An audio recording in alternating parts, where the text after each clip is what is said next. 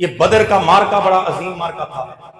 اس مارکے کے اندر نا جب یہاں سے مدینے سے یہ قافلہ روانہ ہوا نا، توجہ ہے میرے بھائی کی بھئی، جب یہ قافلہ مدینے سے روانہ ہوا نا تو میرے نبی کے بارگاہ کے اندر حضور کے صحابہ، اور یہ جنگ کے جانے کا ایک اصول ہوتا ہے اور جنگ کے کچھ قاعدے اور قانون ہوتے ہیں۔ آپ مسلم شریف کو اٹھائیں، باب الجہاد کو، جناب کتاب الجہاد کے اندر وہاں جناب مکمل اصول لکھے ہوئے ہیں کہ جب آپ جہاد کے میدان میں جائیں گے تو اس کے اصول کیا ہیں۔ اصول یہ ہوتا ہے کہ وہاں ایک علمدار ہوتا ہے جس کے ہاتھ میں جھنڈا ہوتا ہے، اور وہ جو قافلہ جا رہا ہوتا ہے، لشکر جا رہا ہوتا ہے، اس لشکر کا وہ جو علمدار ہوتا ہے جس کے ہاتھ میں جھنڈا ہوتا ہے وہ سب سے آگے ہوتا ہے، اور ساتھ میں سپہ سالار ہوتا ہے۔ تو جب میرا نبی یہاں مدینے سے چلنے لگے، آئیے نظر کا توجہ نہ رکھیے، میرے نبی جب مدینے سے چلنے لگے تو میرے نبی کے صحابہ، یا رسول اللہ کپڑا ہی کوئی نہیں ہے، اب کیا کریں حضور؟ جناب جسم پہ کپڑا پہننے کے لیے نہیں ملتا، حالت یہ ہے کہ کھانے کے لیے ایک ایک کھجور دو صحابہ کو میسر آ رہی ہے، جس کے جسم پر نیچے تہ بند کے لیے کپڑا ہے، اوپر جسم ڈھانپنے کے لیے نہیں ہے، اوپر کے لیے نیچے کی جناب من کپڑا نہیں ہے۔ حضور کیا کریں؟ پاؤں میں پہننے کے لیے جوتی نہیں ہے، سر پہ باندھنے کے لیے مامے کے لیے کپڑا نہیں ہے۔ آقا کیا کریں؟ اس حال میں وہ منظر، وہ مقام تھا اور وہ گھڑیاں تھی کہ ایک صحابی کا ہو گیا انتقال، ان کے جناب کفن دینے کے لیے کپڑا ہی میسر نہیں ہے۔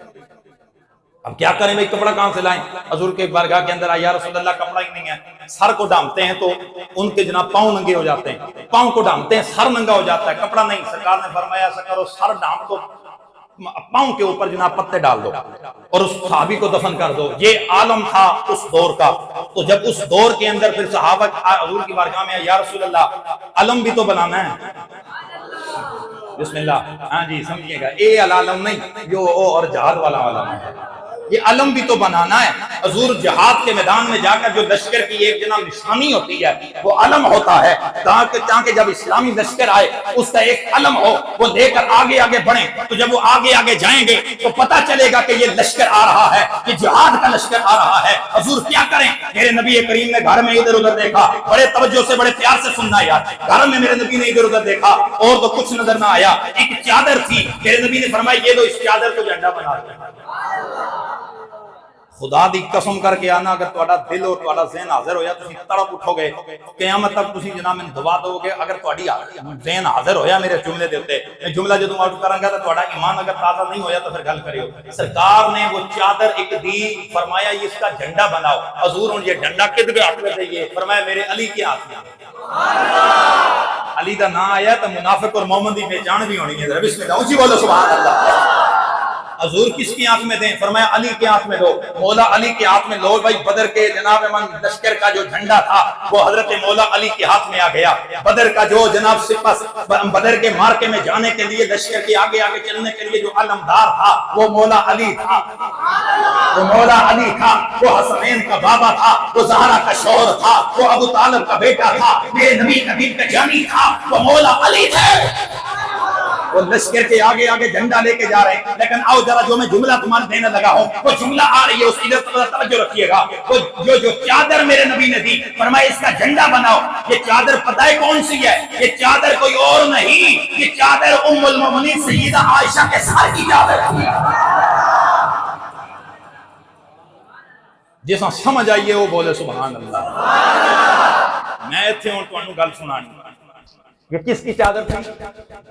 اونچی بولو، اونچی بولو، اونچی بولو۔ یہ کس کی چادر تھی؟ سیدہ ام المومنین سیدہ عائشہ کے سر کی چادر۔ میرے نبی نے جھنڈا دیا، فرمایا اس کا جھنڈا بناؤ۔ حضور چاہے کون؟ فرمایا علی۔ اس میں بھی راز ہے، تجھے میں اندر کی بات بتاؤں۔ اب میں جس کی طرف آپ کا ذہن اور دل دماغ حاضر کروانا چاہ رہا تھا وہ جملے اب آ رہے ہیں۔ میرے نبی نے کیوں فرمایا علی جھنڈا چادر؟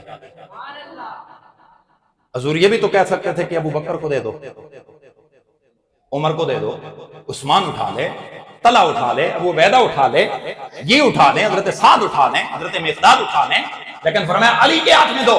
کیوں؟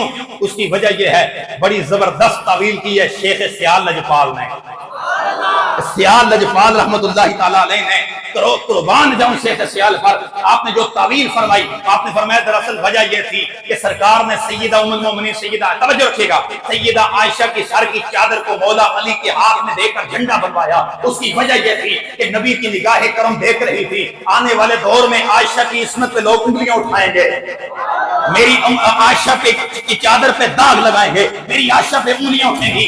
نبی نے آج بدر کے مارکے میں عائشہ کی سر کی چادر علی کے ہاتھ میں جھنڈا بنا کے دے کے بتا دیا، اس ماں کی عزت پر، اللہ کرے تجھے بات سمجھ آ جائے، اس ماں کی عزت پر کوئی بھی بے داغ بندہ داغ نہیں لگا سکتا کہ جس ماں کی عزت کا رکھوالا علی جیسا پتر ہو۔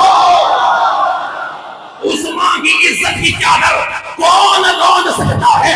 اس ماں کی عزت کی چادر پہ حرف کون اٹھا سکتا ہے؟ اس ماں کی چادر پہ داغ کون لگا سکتا ہے؟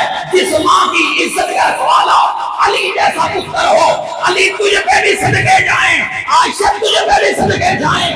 عائشہ مومنوں کی ماں ہے اور مومنوں میں پہلا نمبر علی کا ہے۔ علی کی ماں سیدہ عائشہ۔